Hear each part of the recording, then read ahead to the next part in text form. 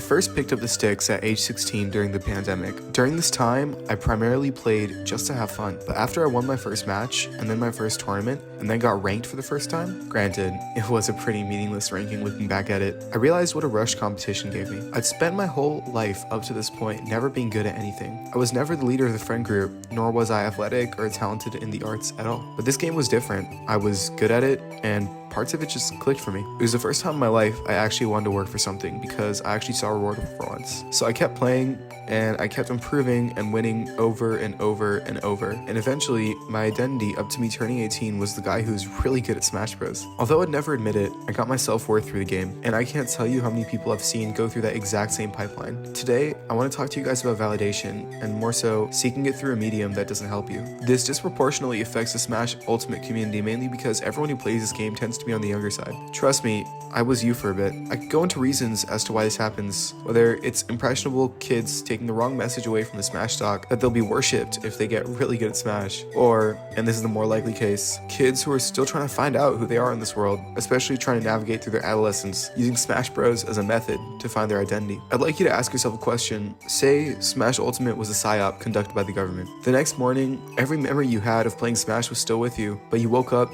and your Switch was gone, and Nintendo didn't exist, and no one had any memories of Smash besides you. The game is no longer in your life. Who are you as a person without Smash? If you asked me that question when I was younger, I wouldn't have had an answer for you. Without Smash, I didn't have anything going for me. I was someone who ran away from real-world obligations because the world I'd entered through Smash and traveling up and down NorCal was so much better to me. I needed that validation from the game. Without it, I was insecure. I thought I was an anime protagonist whose destiny it was to become the best player in NorCal. More than that, I hurt people around me, like my friends and my family and the people I loved, because I was so self-centered around something that didn't even really matter. Chances are, if you're a kid and you're obsessed with making PR in your region, or finally beating that guy who owns your soul, or wanting to be known as the best rep of your character, ask yourself first what you think will happen when you finally get the job done. Will your life improve? Will you be happier? Will you be satisfied? Probably not. And I know you won't be because I've experienced that too. When I got ranked top 5 in NorCal, I achieved a literal childhood dream of mine, and then I got it and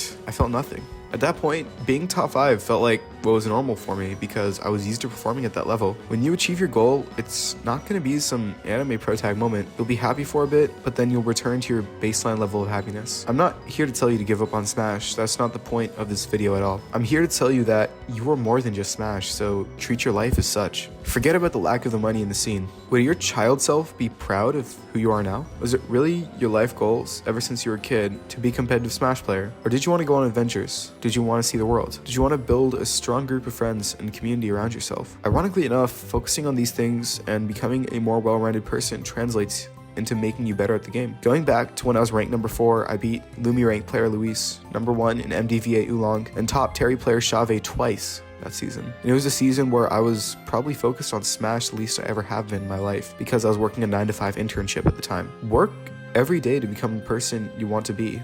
I'm not here to tell you who you should be, but think about how you'd want your family to talk about you after your time has passed. Yes, you do have this passion for the game, and it's beautiful and admirable, and it's led you to meet some of the greatest friends of your life. But when it comes to surviving in the real world, pursuing a career, being a good partner in any relationship, whether it's platonic or romantic, looking in the mirror and loving yourself for what you see, you work hard at who you want to be, and you become healthier, happier, kinder, smarter, stronger, more capable. It'll not only translate in your play, as you'll think more sharply about the game, but you'll enjoy it more as you realize how fun it is because you'll be grateful for the ability and the time in your day to even be able to play it. And you'll play with an unparalleled killer instinct because in and out of the game, you'll believe in yourself. And when you do that, you'll realize how much better you've gotten. And you'll realize that you never need the game to become the person you've always wanted to become.